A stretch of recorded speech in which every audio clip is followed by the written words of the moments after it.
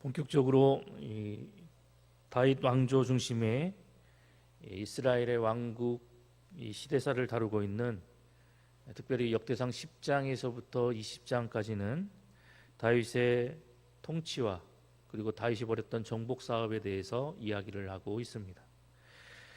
오늘 우리가 함께 살펴본 이 역대상 13장에서부터 이제 16장에 이르기까지는 이 다윗이 이 언약궤를 이제 예루살렘에 안치하려는 그런 사건과 관련된 내용들을 다루고 있습니다. 오늘 우리가 함께 살펴본 본문을 보면 다윗은 이제 이스라엘의 왕으로 즉위하자 이 이스라엘의 그 다른 지도자들과 더불어서 이 언약궤를 옮기는 것에 대한 내용을 의논합니다.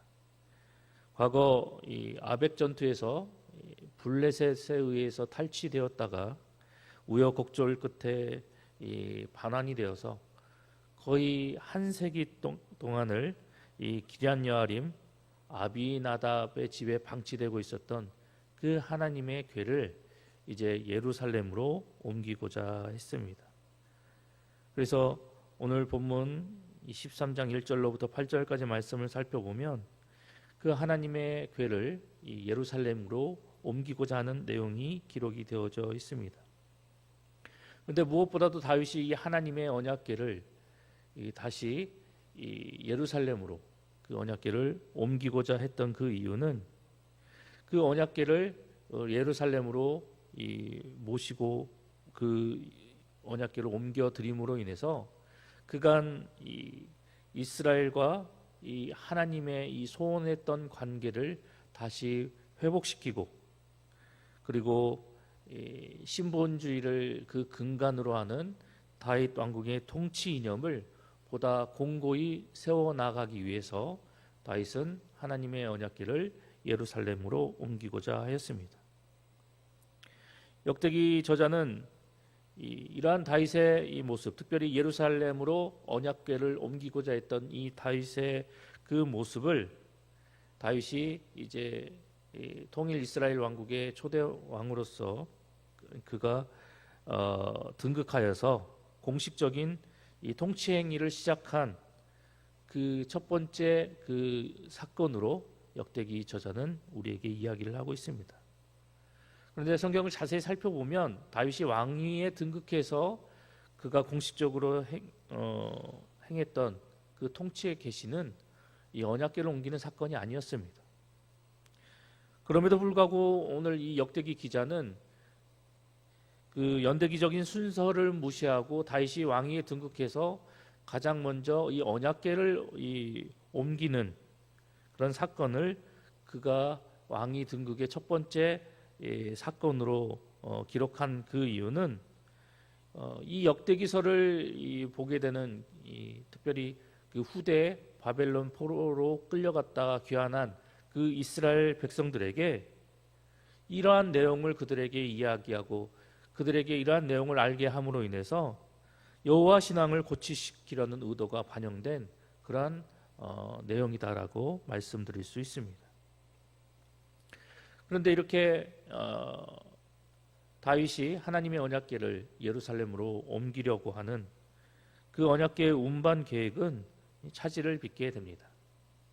9절로부터 14절의 말씀을 살펴보면 그 하나님의 언약궤를 수레에 싣고 그 운반 과정을 책임지고 있었던 그 웃사가 갑자기 소들이 날뛰므로 인해서 그 수레에서 떨어지려 하는 그 언약궤에 손을 댐으로 인해서 그가 이를 통해서 죽임을 당하게 됩니다.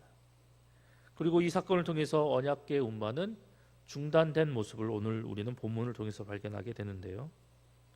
그렇다면 왜 이런 비극적인 사건이 벌어지게 되었을까요? 그것은 구약의 율법이 명시하고 있는 바와 같이 하나님의 그 언약궤를 운반함에 있어서 율법에 따라 그 언약궤를 운반하지 않았기 때문이었습니다. 그래서 결국 이러한 비참한 결과가 나타나게 되었는데요. 그렇다면 이런 본문의 내용을 통해서 우리가 깨닫게 되는 영적인 교훈은 과연 무엇이 있을까요? 먼저 첫 번째로 성도는 다른 그 무엇보다 하나님 나라와 의를 구하는 삶을 살아야 함을 오늘 우리는 본문을 통해서 깨닫게 됩니다. 역대상 11장과 12장은 이 다윗의 이 왕위 즉위와 그리고 예루살렘으로 전도하는 그 내용에 대해서 이야기를 하고 있습니다. 그런데 오늘 우리가 함께 살펴본 역대상 13장의 말씀을 살펴보면 그가 왕위로 즉위해서 많은 일들을 펼쳐나갈 수 있었겠지만 그 무엇보다도 하나님의 언약궤를 예루살렘으로 운반하려는 시도를 했다라는 내용을 먼저 우리에게 들려주고 있습니다.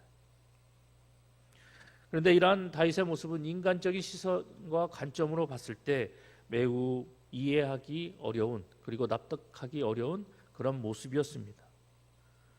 왜냐하면 당시 상황은 무엇보다도 가장 먼저 왕권을 강화하고 주변 국가의 정복이나 이 국가를 더욱더 확고히 세워나가는 그런 일이 매우 시급했던 그런 상황이었기 때문이었습니다.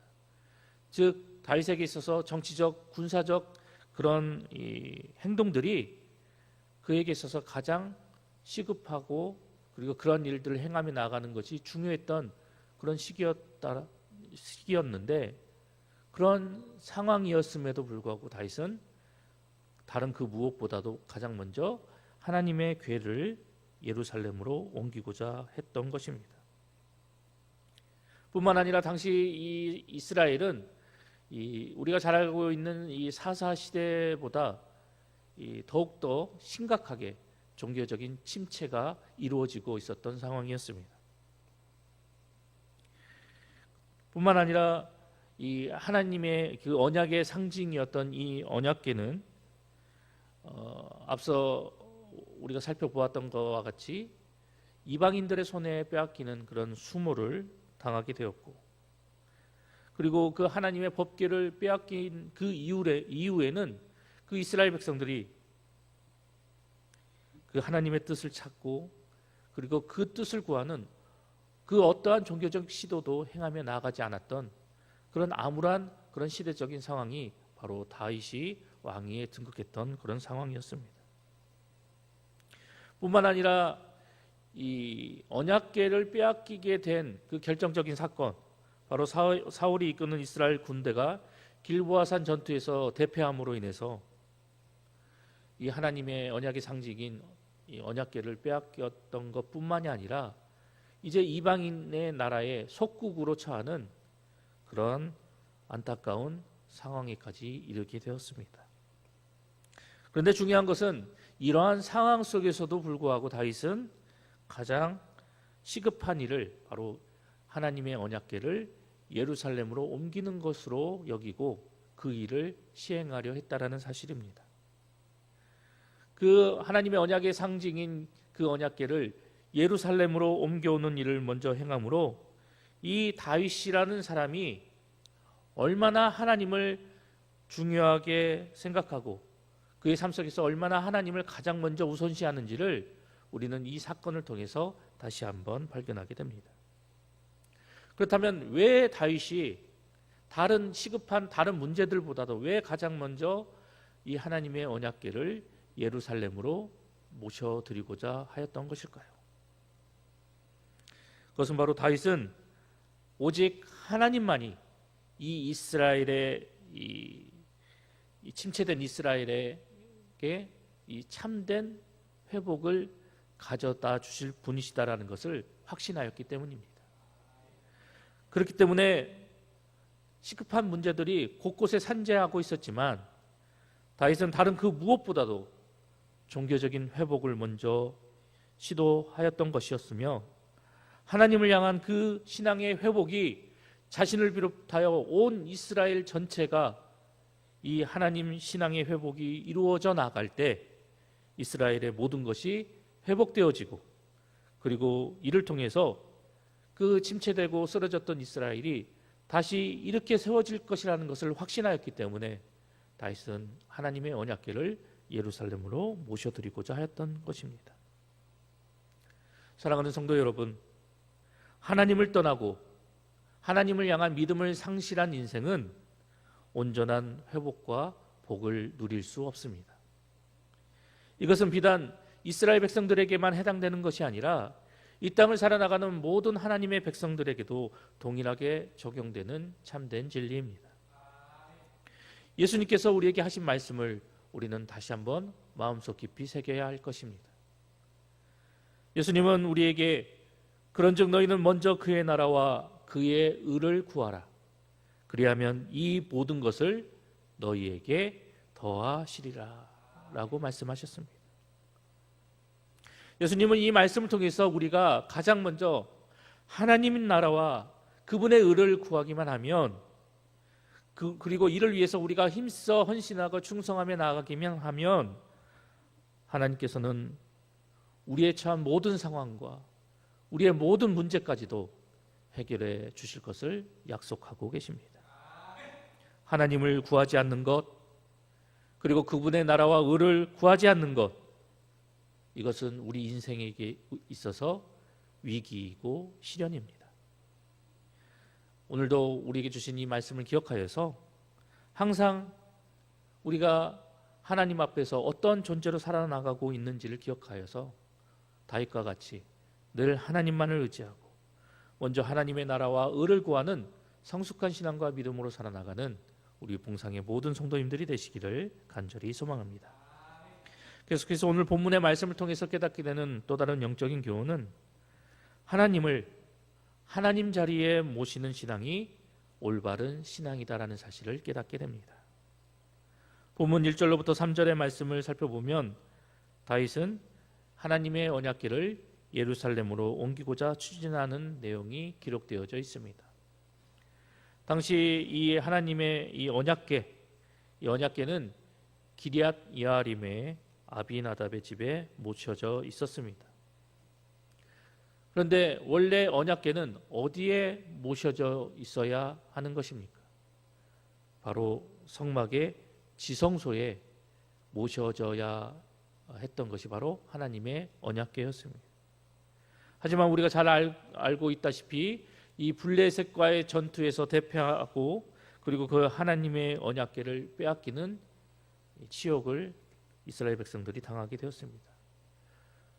그러다 그 하나님의 언약궤로 인해서 온갖 저주를 받게 된 이 블레셋 사람들이 다시 이스라엘의 이 하나님의 언약궤를 반환시키고 그리고 그 하나님의 언약궤를 처음 받았던 베세메스 사람들이 호기심에 그 언약궤를 들여다보았다가 수많은 사람들이 죽임을 당하는 그런 비극적인 사건을 겪게 됩니다.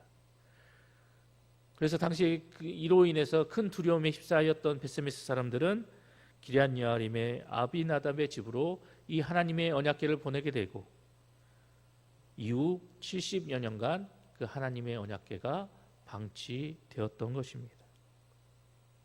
그런데 더욱 안타까운 일이 무엇이냐면 이 기럇 여아림의 이 아비나답의 집으로 이 언약궤가 보내지게 되고 그리고 그 이후로 70년간을 이 하나님의 언약궤가 방치되면서 사람들은 점차 하나님의 언약궤에 대해서 그들이 잊어갔다라는 것입니다. 하나님의 언약궤를 잊어갔다라는 것은 그들이 까먹었다라는 것은 결국 이스라엘 공동체 안에 하나님을 향한 그 신앙과 믿음이 점점 희미해지고 퇴색되어져 갔다라는 사실입니다. 이후 하나님을 진심으로 경외하였던 이 다윗이 이제 왕위에 즉위함으로 그가 가장 먼저 하나님의 그 언약궤를 예루살렘으로 모셔드리는 그 일련의 행위를 통해서 하나님과 이스라엘의 관계를 바르게 정립하고 그리고 하나님을 향한 그 이스라엘의 신앙을 다시 회복시키기 위해 노력하며 나아가고자 했던 것입니다. 특별히 언약궤를 예루살렘으로 옮기고자 했던 것은 당시 이스라엘 수도가 예루살렘이었고 그리고 하나님을 이스라엘의 진정한 왕으로 다윗이 인정하였기 때문에 그 언약궤를 예루살렘으로 옮기고자 하였던 것입니다. 이러한 다윗의 행위를 또 다시 다른 의미로 해석해 본다면 다윗은 이 언약궤를 예루살렘으로 모셔드리는 그 일련의 행위를 통해서 하나님께서 마땅히 계셔야 할 곳에 하나님이 계시도록 하기 위해서 언약궤를 예루살렘으로 옮기고자 하였고, 그리고 그 언약궤를 예루살렘으로 모셔드림으로 인해서 하나님의 자리에 하나님이 앉으시도록 하기 위한 그런 성숙한 신앙과 믿음의 행위를 다윗이 오늘 우리에게 보여주고 있다는 것입니다. 이를 통해서 우리가 깨닫게 되는 것은 하나님을 향한 우리의 신앙은 하나님을 본래의 자리에 정중히 모시고 그분을 신실하게 섬겨 나가는 것이 하나님을 향한 신앙이다라는 사실입니다.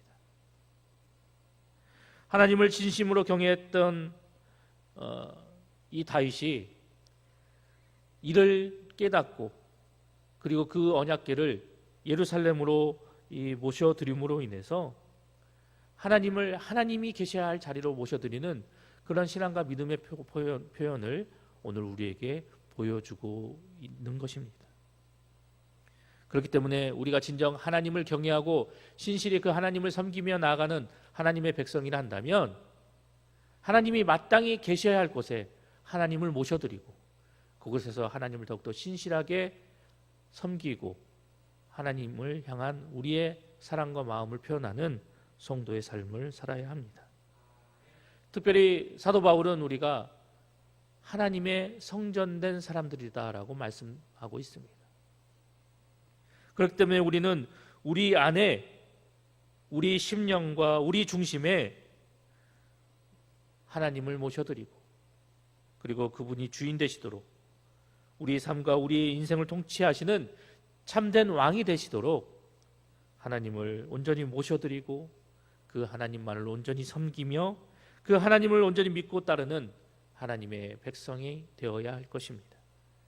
오늘 하루도 우리의 찬양과 영광을 받으시기에 합당한 그 하나님을 하나님이 계셔야 할 자리에 모시고 그리고 그 하나님을 바라보며 온전히 하나님만을 섬기며 나아가는 우리 봉상의 모든 성도님들이 되시기를 간절히 소망합니다.